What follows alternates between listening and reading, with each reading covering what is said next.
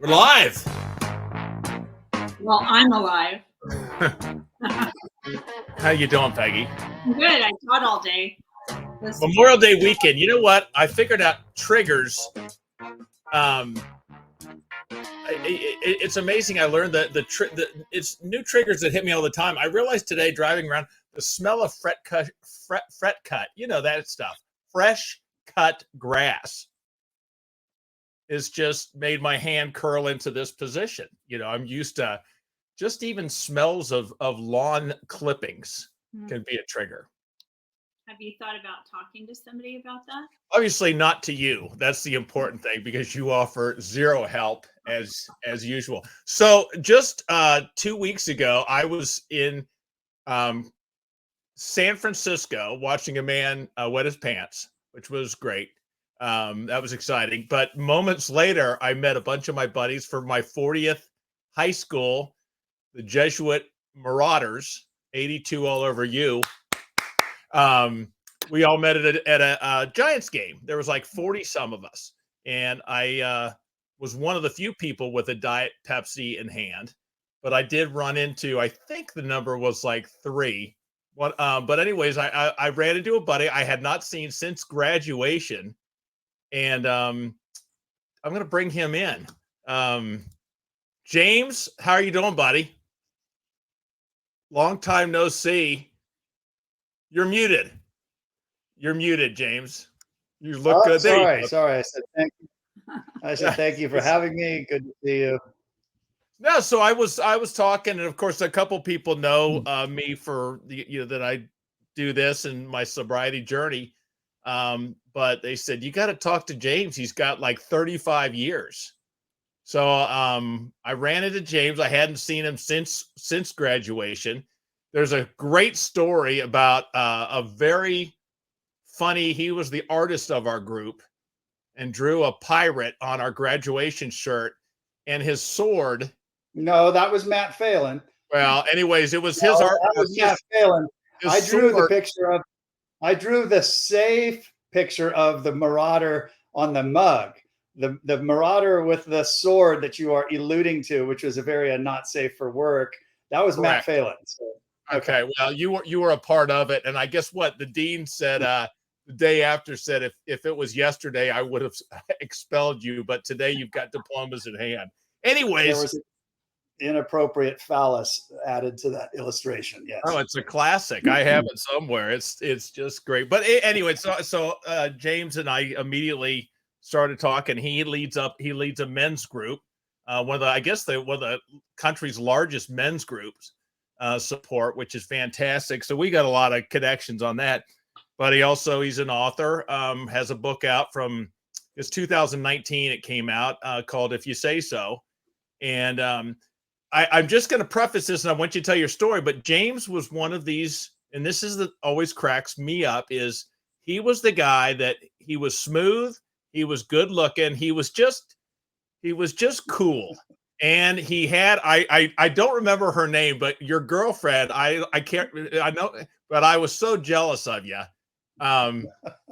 Your girlfriend. Anyways, he was the guy, and then so he's got everything going for him. And then you find out the truth of what's behind the smile. And, I wanted to be like him, and he wanted to get the hell away from being like himself. Mm-hmm. And I guess found it in a bottle. So I don't know.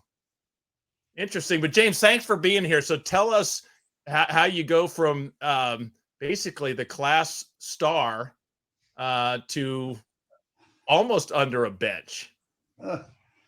Well, you got all of that wrong, but no. It sells tickets. Just work with me. This is about sensationalism. It's funny how you hear other people's perspective and perception of you 40 years later, like what you were thinking back then, because what I saw in you was I saw this tall, handsome, fit guy. I wanted to be tall like you, and you were tall, and you were an athlete, and you were like all these things, and everybody liked you, and you just had that kind of all-American kid thing going on. And I was a sophomore. I had a perm as a senior.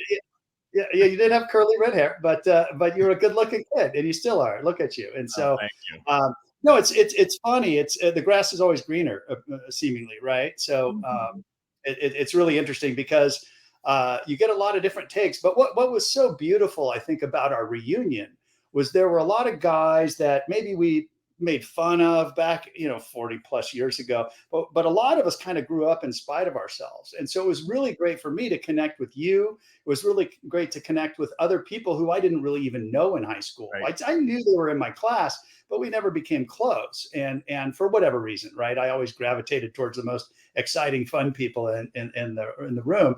And some of these guys maybe just didn't have the charisma or what have you. They were more bookworms and study, because it was an academically focused school. And I got to have great conversations with these guys and get to know them, who their families are now. And so anyways, that was really beautiful about us coming full circle, and some of us growing up in spite of ourselves and some of us not growing up at all. there were some guys just, quick to the bottle there and kind of isolating and hiding out and just, staying numb. And it's like, okay, but I made it a point to go say hello to every single guy and check in and see how they're doing. So I couldn't be more proud of you, my friend. I'm so happy for your journey. I love how you're being of service and helping out, because I think, to me, that's the magic in this whole thing, right? I mean, it's funny how recovery is kind of this scenario where, God, and if I offend you by talking about God, you might want to find another podcast. But it's funny how God takes the most selfish, self-centered people on the planet and tricks them in order to survive, to be of service to their fellow man. Yeah. And it's like, so it's the selfish motive that has this kind of paradigm shift to like, well, wait a minute, in order for me to get what I want, which is, to be happy, right? And to be at peace in my soul, in my skin, I need to get outside of myself, and I've got to help others, and I've got to be a service. And that's really ultimately, it's funny. The school Jeff and I went to, not to make it religious, because I'm not a religious person today. I was raised Catholic by the Jesuits, but I'm a very spiritual being. But I don't practice any really formal organized religion. Buddhism, if I had to narrow it down, probably be the closest thing to what I'm about today. But the one thing that the Jesuits did teach us when we were at that school was to be a man for others, and or a woman for others, or to be a person for others. And I love that notion. I've always loved that notion. And you are the epitome of that today. You embody that. That's what I do. I try to never say no when I'm asked to help someone, unless it's just impossible for me from a schedule standpoint or something. But being of service, almost everything I do. In fact, I have a Post-it next to my desk at the office, and the Post-it just says, "How may I help you?" And that's my mantra with my clients, with everyone. It's like when somebody walks into I've got an anxious puppy. I got an anxious puppy in the other room who loves to make a noise at the drop of a hat. He's got something he wants help with. Apologies. He heard you say, "May I help you?" Yeah, exactly. Yeah, you can feed me dinner, is what she said. I'm so sorry about that. But anyways, the everything that I do is I come at it from a place of service and what can I do to help you, right? And I seldom, and I find myself even bashful almost about asking for help from other people today, because I'm self-sufficient. I'm happy. I'm successful. I've lived a life beyond my wildest dreams. All my dreams have come true and beyond then, and it's like, okay, well, great. What can I give back? What can I contribute? I like what you were saying. It's an interesting point, because if you want if you need help, ask me. But when it's my turn to do it, I'll do it by myself. And it's just, I don't ask for help. But in recovery, it didn't work until I finally said, you know what? I waved the white flag and said, I can't, it's not working by myself, but I tried it. And I had to prove to myself that I couldn't do it by alone before I finally. Yeah.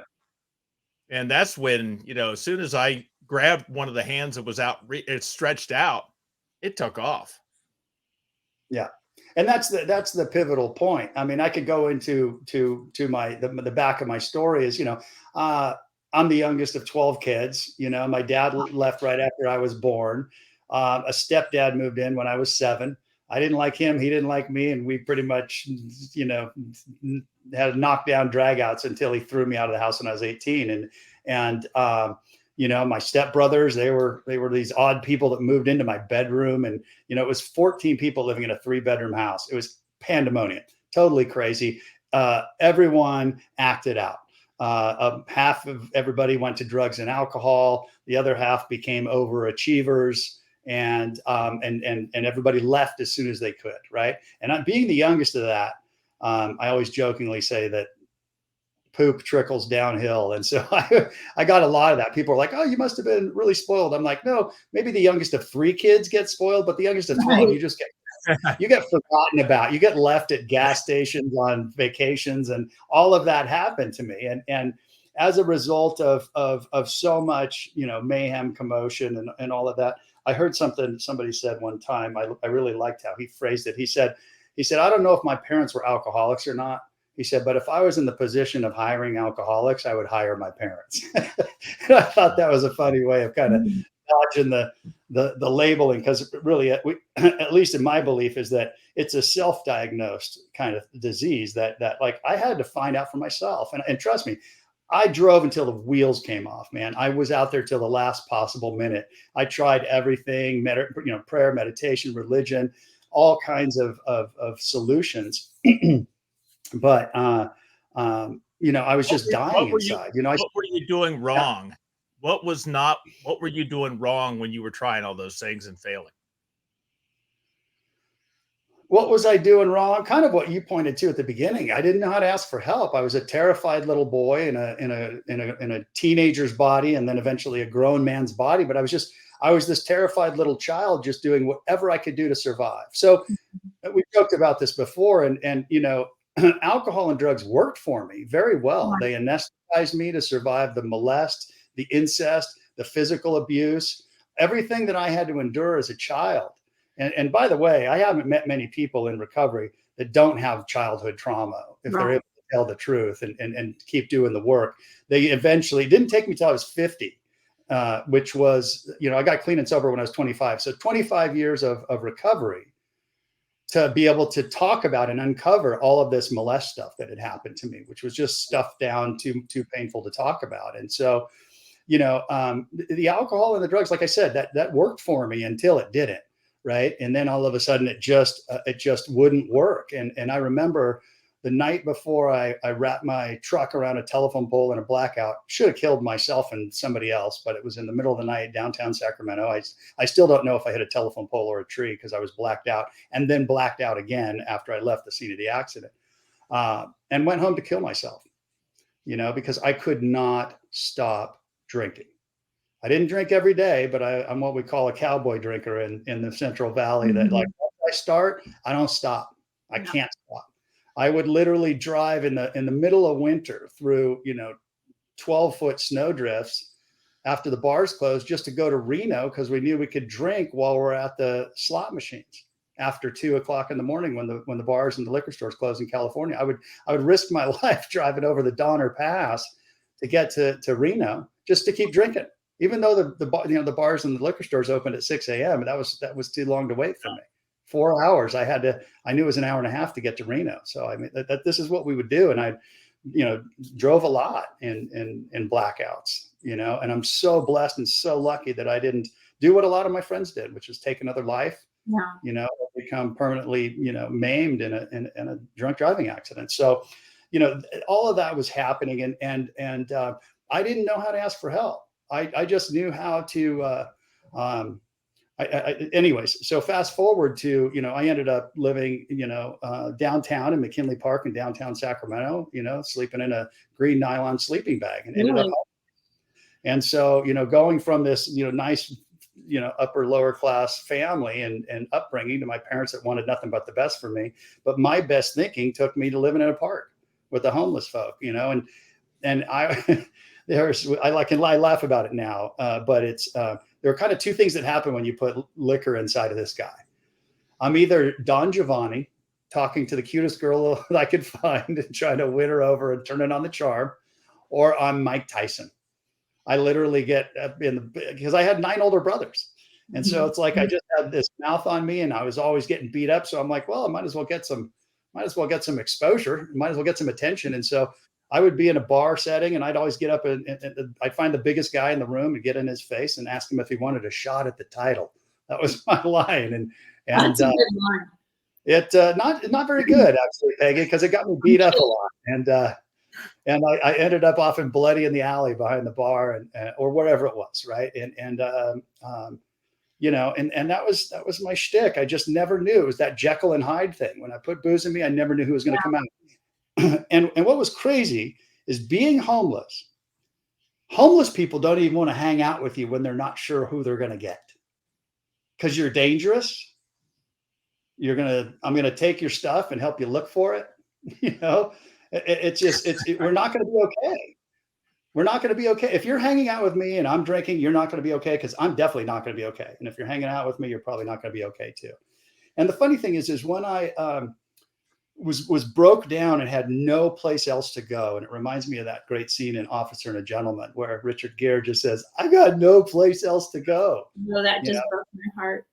Yeah, don't kick me out of here. There's no place for me to go. And that's literally when the day I surrendered, that was where I was. I was just beaten down and had no place to turn. And I had ostracized my family. I couldn't even get lower companions to hang out with me because they never knew which Jekyll or Hyde was coming out, right? So I was all alone. I was completely alone and had no place to turn. And you know, if anyone's listening and that's where you're at today, you know, congratulations. It's not what you want to hear, but congratulations, because that's the recipe for success in recovery is when you got no place else to go. Because then and only then will you maybe reach out your hand and ask for help, and maybe you'll listen, and maybe you'll follow some direction, you know. And that was true for me. I had no place to go, and I called a brother in the blackout who called a sister, and then she called another brother near me, and he came and found me. And God bless my brother David, because he didn't know what he was going to find. I told him I was trying to kill myself, so he thought he was going to show up and find his little brother dead. And thank God I wasn't successful, because I was so inebriated. And my brother David just listened to me. The most powerful thing was to listen to me first. And it was, you know, I was blaming my dad for leaving, blaming my stepdad for moving in, blaming my mom for leaving me for my stepdad, and blaming my blame. And I blamed everybody in my life. And I even remember I had a small Bible, and I threw that across the room and blamed God.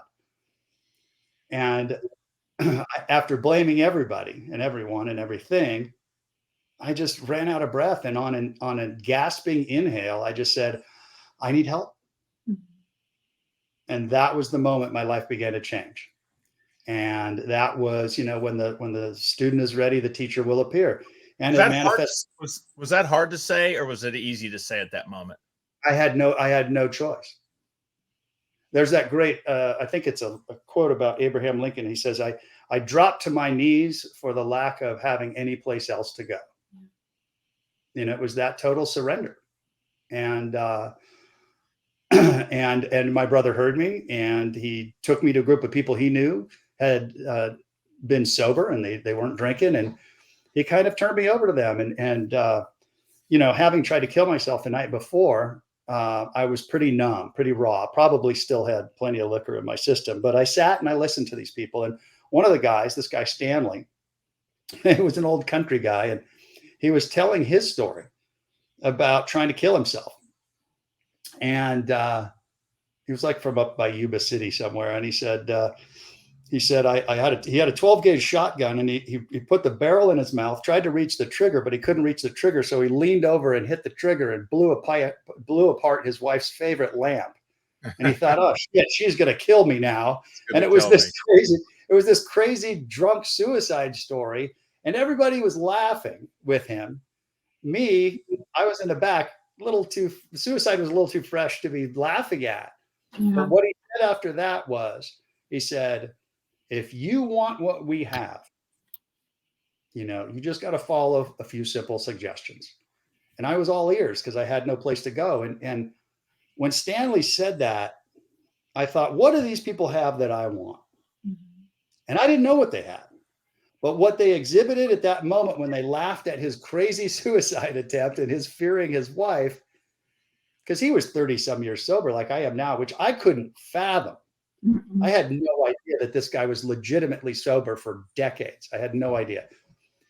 And he said, if you want what we have, and I thought, God, you know what they have that I want? I want to be able to laugh again. The way that those people in that room laughed, just in the same way that you laugh when you're like, wow, we all survived the Titanic, didn't we? Whew, aren't we lucky?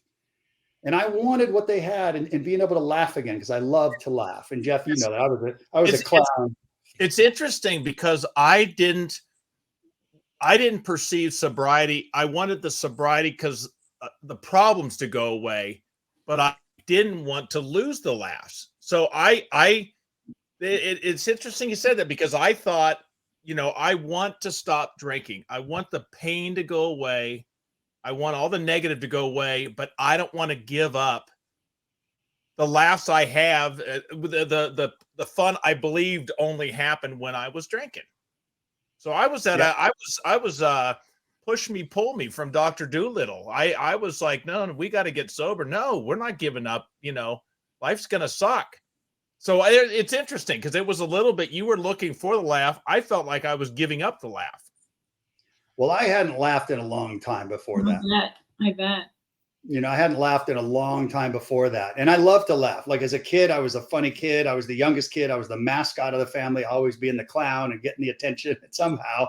And usually through some sort of, you know, most comedians are the youngest of their family. Like, hey, look at me, you know, put a French fry in your nose when there's a fight at the dinner table just to, you know, take attention. And I was that guy, but I hadn't laughed in a long time because I was dead inside. And I did the bottle rocket thing where I just went until the explosion, and there was nothing left. And I was just empty inside. I was just dead inside. I was a shell of a like I said, the way I like to describe it is I was a terrified little boy in a 25-year-old man's body. I was terrified of women. I was terrified of men. I was terrified of everybody. But when you have no place to go, it's a good recipe for success, for recovery. So I grabbed hold, and he said, if you follow a few simple suggestions, and I did, you know, and it's the basic principles of, you know, trusting God and clean house and, you know, and tell somebody the truth. Yeah. You have to tell somebody the truth. You got to tell somebody the truth. And when I did that, and I was terrified, when I did that, I had reservations, you know, because they're like, tell somebody all your secrets. I was like, I'm not telling anybody my secrets. And so when I did it out under the bottom of the Forest Hill Bridge, which is a 750-foot tall bridge span that they filmed one of the drive movies. I forget what they call it, the XXX, the Fast and Furious movies. They drove a Daytona off of that bridge up there in Auburn. Wow. And I took my mentor up there and put him up in the girders underneath. He goes, well, he was getting scared. He's like, come on, let's keep going on. Because my decision was that if I told him all of these deep, dark secrets that I never swore I'd never tell anybody, if I got all that out and I was uncomfortable with somebody knowing it, I was going to push him off the bridge. That was a joke. I wasn't really going to do that. You're a hell of a sponsee. I wasn't really going to do that, but I jokingly told him that. But no, he had advised me. He said, pick a place that's beautiful, and this valley from the view of that under that bridge is just so incredible. Pretty there. Mm-hmm. Yeah, it's like the American rivers come together there, and you know, and so, you know, I just listened and followed direction and said, what do I got to do here, you know, and service was a big part of that, you know. I'm going to fast forward to some things, but, you know, really just again, listening and following direction were those first 10 to 15 years. And you know, I eventually met my late great mentor, Bob Palmer. He was incredible. He was actually in entertainment. I don't know if you guys know this. I left Sacramento in 1996 to come down and pursue my dream of being a filmmaker and working in Hollywood. And I've been very blessed and successful with this journey. And Bob became my mentor, and I met him through some friends, and he was actually the guy that brought Silence of the Lambs to Sir Anthony Hopkins, and he brought him Legends of the Fall, and turned Anthony Hopkins from a British, classically trained British character actor into a household name in the United States. And when Anthony Hopkins won his Oscar for Silence of the Lambs, the first person he thanked was Bob, right behind him at the Oscars. Oh, And that's this cool. guy got to be my mentor. Yeah, he was incredible, and he passed away several years ago now with 43 years of sobriety. And he had so many great. Here's how I describe Bob. If I could design my own father and mash him up with the Buddha, that's who Bob was. He Mm. was this incredibly kind, gentle, great sense of humor, but kind of a no BS kind of punk rock kind of sober guy. And what I mean by that is he was a bit irreverent, as we all tend to be, right? We all tend to be a little we like to push back. We like to be a little defiant, and he was the guy that said he would be basically like, there are some people here in Southern California that are very, very rigid and militant about recovery. You got to do it. You got to do it this way. And it's got to be done right. Yeah, just like Right. this. And Bob was the opposite. Bob wore everything like a loose garment. And he's like, nah, not that important. He really didn't take himself so seriously. He took his addiction seriously, but he didn't take himself so seriously. And Bob's line that he would use for me constantly was, be on your own side, kid. Because I don't know about you, but no one's harder on me than I am. And that's, my very strict parents' voices, their parents' voices, their parents' voices in my head, and I carry it with me. And if you treated me the way I treat me in my head, I'd punch you in the nose. And so Bob would hear me one more time. I shoulda, coulda, woulda, because I'm a very type A, passionate, determined, creative person. And he would just say to me, James, not that important, man. Be on your own side, kid. And I never heard anything like that. And coming from Bob, it was just like Yoda talking to me, giving me the wise pearls of wisdom to be like, yeah, I didn't know I could be on my own side. That's huge, because it's you are, oh, no problem. I get it. I understand. Oh, the guy in the mirror, you suck. You're a piece of crap. You're a loser. You're worthless. Did Bob's sobriety have anything to do with Anthony Hopkins' sobriety? Well, we're getting a little into the anonymity side of things, which I want to be respectful of. So No, I get it. Okay. Wink, wink. We'll just leave it at that. Yeah, because Anthony's got what, 25, 30 years, something like that. Oh, it was you. You sponsored him. That's where it comes out. No. You're such a rumor starter. Thank you. I appreciate it. No, he's got many more years than that, though. But yeah, he's 40 plus now. Okay. Yeah. But I'll tell you what, there's a guy right there. I mean, when I go to see him at events, I mean, he's putting away chairs at the end of everything. This guy's an Oscar-winning. He's royalty. He looks like he'd be that kind of person. And he's not afraid to lift a finger and roll up his sleeves and put in a little elbow grease to be of service. It's really cool to see how he helps new people a lot.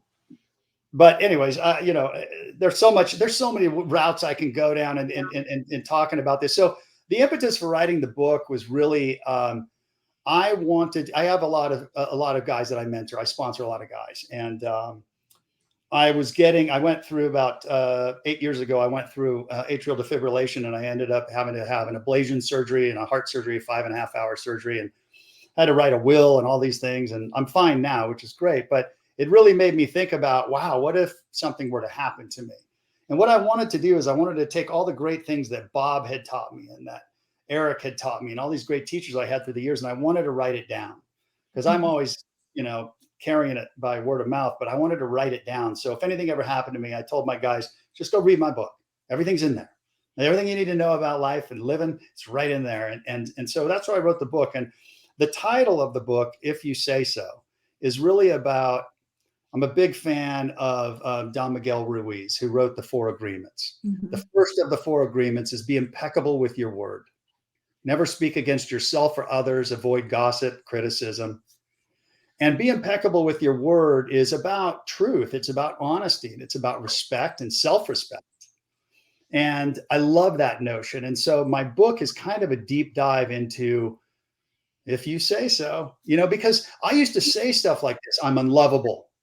I'm broken. And you'll hear people all over recovery saying these things. I'm insane. No, you're not. I just sat in a room full of 60 people. They sat quietly for an hour and listened to somebody. That's not insanity.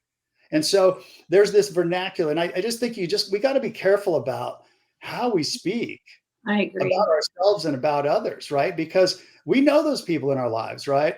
Oh, the car broke down again. My cell phone's cracked and I can't get there in time and I'm going to be late and we're never going to make it. And they never make it. Eeyores. I call them Eeyores. Yeah. Well, that's a great, yeah, you get that. And the thing is I used to be that guy. I had a lot of stories because of all these horrible things that happened to me, right? I spoke perfect victimese. I would literally just, those nice things and those promises and those dreams and those happily ever afters are for those other people, not for me. And it's like, if you say so, because it's like what I told Peggy, you picked up on that line. The universe will give you whatever story you tell it.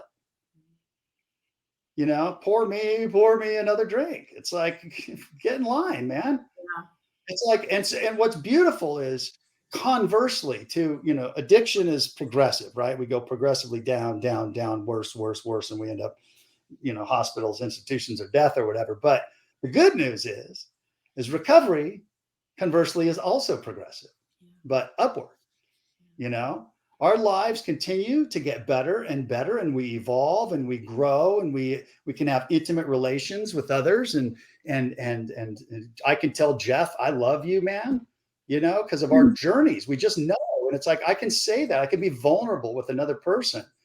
And I got to be careful what I say, because those little old stories, and then now my wife turns it around on me. She uses the title of my own book at me sometimes. And I'll be like, oh man, I don't think I'm going to win Best Director. And she's like, if you say so. And I'm like, don't use the title of my book on me. And she's right. She's right. And that's why, I think that's the beauty of talking story, which is what we're doing here. And they use that term in Hawaii. We talk story, right? They're pass on traditions and languages for millennia, because it's like, we got to carry on we got to share this stuff, because the stuff I'm telling you today, I might need to hear back from you next week when I call you, Jeff. And I'm like, oh, my head's spinning, man. I'm a spun monkey. I'm in the darkness, or whatever it is. All I do is loan it out until I need to take it back. 100%. And the thing is hold on to it and take good care of it, because it'll probably be next week when I call you and say, hey, do you still have that? Because I could use it back. Yeah, it's such truth telling, right? Because I run a couple groups too, and people say, my husband doesn't think I have a problem. I hear this all the time, and and I want to go, if you say so, because that is, if people close to you don't think you have a problem, it's because you haven't told them that you have a problem. And that's, because you haven't told them, that's still not truth telling, right? Because you want to keep that third door open, that maybe I can lick this thing. Maybe I can figure it out. Yeah, I want an escape clause just in case I was wrong. Mm-hmm. And we have a friend, James, that his name is, you might know him, Martin Lockett. And, he's 18 years old and grew up in Portland and killed 2 people. Vehicular homicide, just being drunk. Spent 18 and a half years in prison. Permanent, and he hit 3 AA people that were coming back from their New Year's Eve party. 18 years old with his brother, and the third one permanently injured. And he spent 18 years in prison. And I, just listening to your story, just going, oh my God, that there were so many times I drove home from Thanksgiving dinner and on 39th Street in the fabulous 40s to go to Calusa and not know how I got home, and there is a purpose for you. There's a purpose for James. Martin does a lot of speaking with, families have lost people to a DUI, and he faces the music with them. And I truly believe that he was meant to do what he what happened to him was meant to happen to him. It was just a different path. Yeah. I mean, he's so humbling every time you talk to him, but I don't even know what my point is. You just amaze me, actually. I'm just so happy. See, shit like this just doesn't happen. This is Jeff runs into you, you're here, and you're telling all of our people a completely different story because it's your story, but it's going to affect so many people. What is now, James? I know you come from a 12-step program, which I went through after rehab, but whether I want to know what you tell someone that's having trouble, and it's not the first step. I'm not like the answer isn't the first step, but I want you to just talk in practicality, getting over the hump of, I know I'm ready, but I'm holding back. And that can also be someone that themselves is, I got to get this under control, but the fear that it might work, and if it works, then I'm going to lose out on everything that I enjoy. I'm going to lose I'm going to lose my identity, which is the fun-loving at the party, the person that's gets the biggest laughs. If this sobriety thing works, I lose me, and I'm going to become a sober, unhappy, miserable person. It was different for James, don't you think? Don't you think James is completely the opposite? Well, here's the thing. I know where you're going with that, Jeff, and I know what you're saying, and what you're trying to do is trying to sit in their place to think about where their mindset is. And here's how I will respond to that. I will say this: you can't fix broken thinking with broken thinking. And if you're sitting there in the audience, not you two, but if you're sitting there in the audience and you're thinking, "Wow, what if I lose me?" Well, the good news and the bad news is you're not going to lose you. You come with you, but the best version of you comes with you. We get rid of that. What we get rid of is all of the shit that's the residue of the addiction and the disease that's all over you. And it takes a while to wash that shit off. And sorry for my language, but I think that that's a misnomer, that you're going to not have fun. And by the way, if you're listening to this right now and you're not clean, you're probably not having that much fun. So let me just tell you that right now. And so here's the thing. And this is what I love about the 12-step thing, because it's not, they're not trying to backdoor you into some kind of religion. They're not trying to make money. It's for fun and for free. And to me, that's truly spiritual. And that's how God intended it. And I went and tried to work in treatment, and for a while, and it just became the whole financial motive dirties the motives. And I was like, no, this is for fun and for free. It's the way it ought to be. And I respect people who work in treatment. I don't judge that. I'm just saying, for me, I think something that is truly spiritual is something that's available to everyone, just like happiness and just like love. I agree. I think recovery is for fun and for free. And anyway, so here's the thing, man. And this is a lot of Al-Anon, because when I had 6 months sober, I did my 5th step. My sponsor heard that, and he came through Al-Anon. He's like, you need to go to Al-Anon, because I came from this huge alcoholic family, and there was a lot of dysfunction. And I'm glad I've been in Al-Anon for 34 years, because that's where that "if you say so" comes from. Because you'll see people, there's a lot of people who like to fix people. And I'm in relationships with women, because I'm heterosexual. I want to fix them when there's a problem. And that's a huge mistake. I finally learned to say, like, do you want me to listen? You want some feedback? You want some advice? You just want to hug? We have that agreement too. Yeah. And so it's like, because I want to fix things and get in there and wrench on them. And it's like, you know what? I don't have the bandwidth or the energy to try to make you get sober or fast forward you to your surrender. Mm-hmm. I can't do that. And people want to be able to do that, and I can't. And the thing is that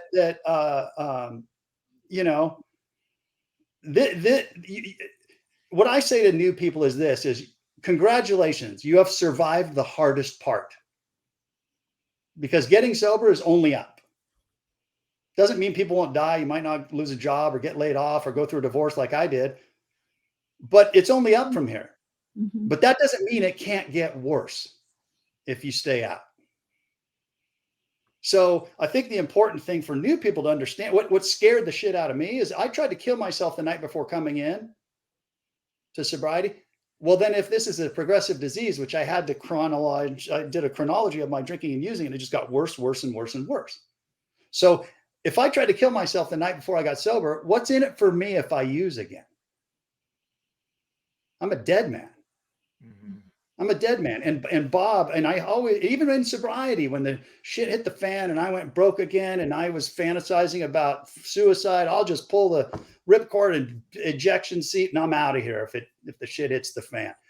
And I fantasized and held on to the ideation and the glamorizing of suicide into recovery and sobriety. And Bob Palmer torpedoed that whole notion for me by saying this.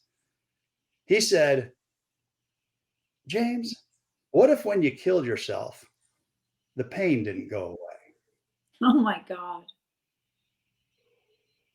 And then he said to me, he topped that. He said, what if when you killed yourself, the pain only got worse? Jeez, what a Scary. And what a philosopher. And nobody knows, right? And it's like, that's not a risk. That's not a risk I want to take. And then what my brother David said to me when I was the day he took me to, he said, God's keeping you alive for something. It's time to find out what that is. I truly believe that.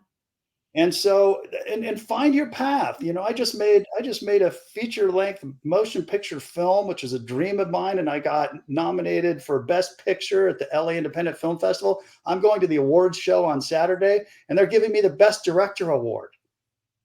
You know, I mean, if I would have killed myself, I'd never have lived to have seen any of this, you know? And it's like, I mean, man, you know, and please read my book. I'll give it away for free. I'm not in the book business. You know, I'm in the help. I wrote that book to help people.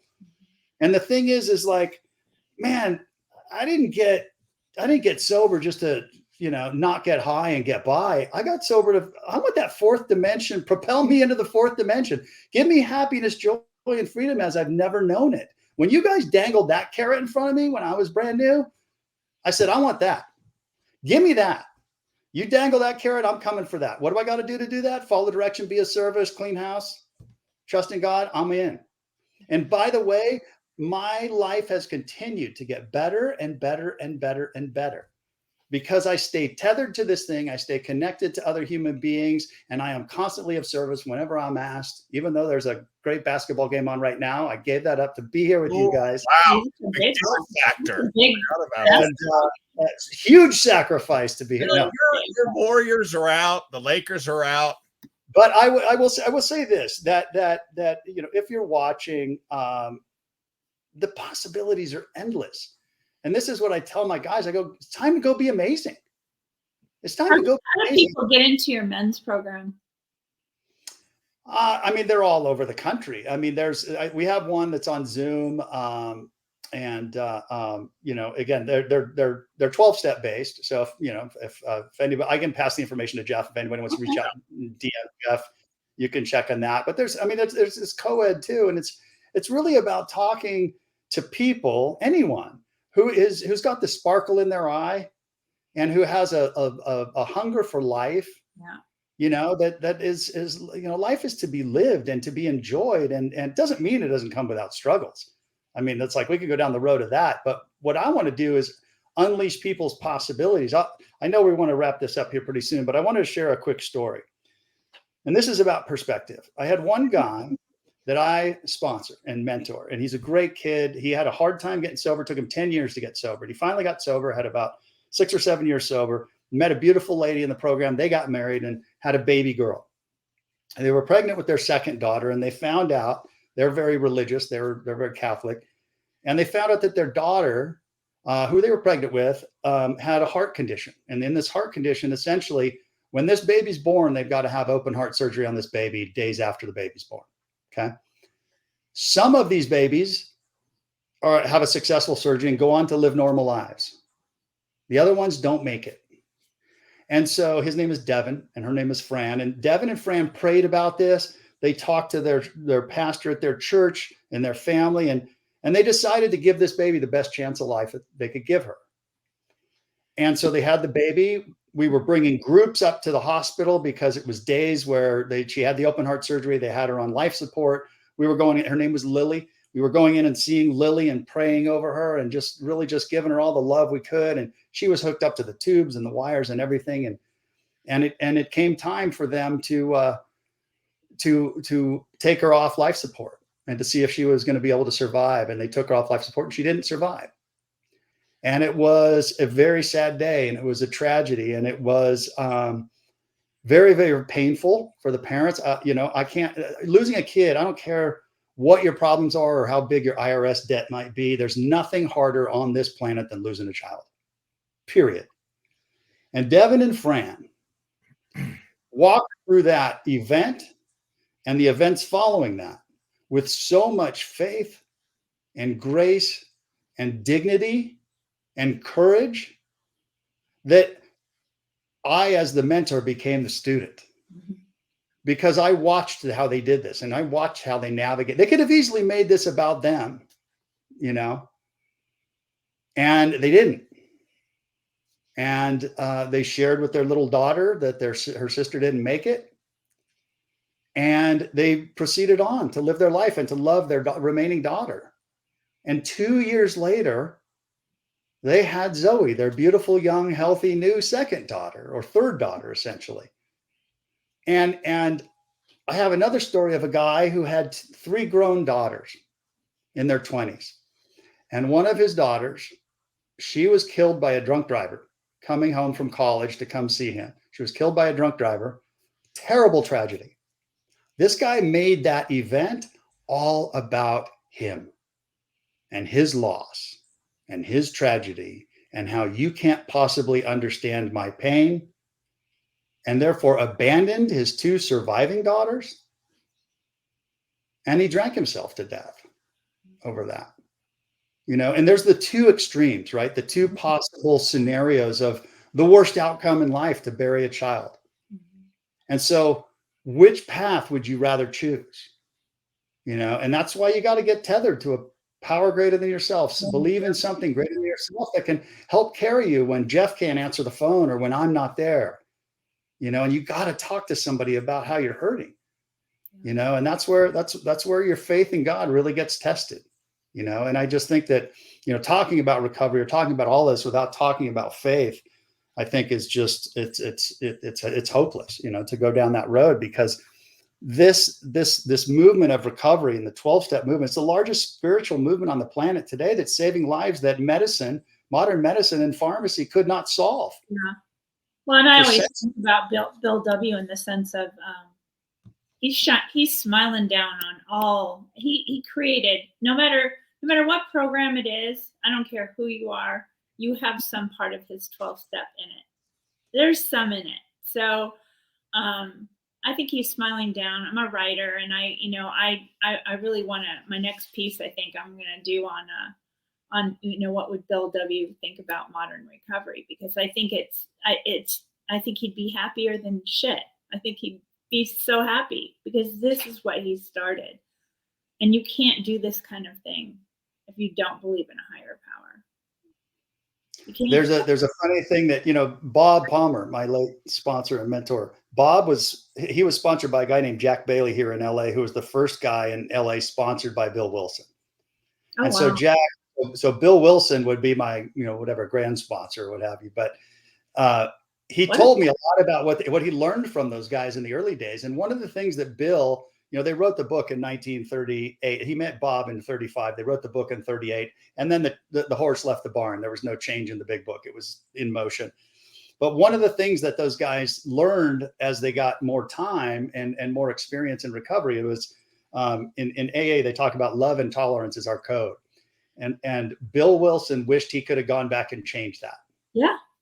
And he wished he could have changed it to love and tolerance of others and of ourselves is our code. That gives me shivers, you're telling me this, because I truly believe.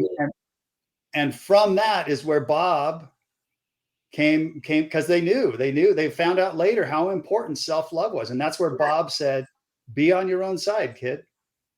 Be on your own side. Because if I can't love myself, how am I going to possibly be able to love you? Right. And so that all stems from those early conversations of all the stuff that those guys learned and a lot of good stuff, a lot of good history there. Wow. Thank you. Recognize this tune? James, Thursday nights, Tuesday nights. Welcome back, Connor. It's our closing theme song. I like Hey, it. thanks, buddy. Cannot thank you enough. Unbelievable. No, it was pretty And stuff. we'll put some. I'll get some links from you. I need you to send them to me, and I'll put them up and get them in the men's group as well, so that people Sounds good. reach you. And the book is called "If You Say So" on Amazon. There's an audio as well. Did you read it yourself out loud? I did. I'll read. I'll make you fall asleep in 5 minutes reading to you. That's good. I thought that was you. I had you cruising through Virginia last week. The important thing is please read the subheading of the title because it's a complete title. I don't know what it is. If you say so, my story and how I changed it to save my life. Oh yeah, no, I did see that. Yeah, I've got that. Yeah. All right, thanks. All right, buddy, hang in there. Thanks, James Sweigert, Jesuit High School Marauder, 1982. The hat's on the floor, but that was a great one, buddy. Thanks so much. We'll talk to everyone soon. We'll see you next Thursday. Take care. Bye.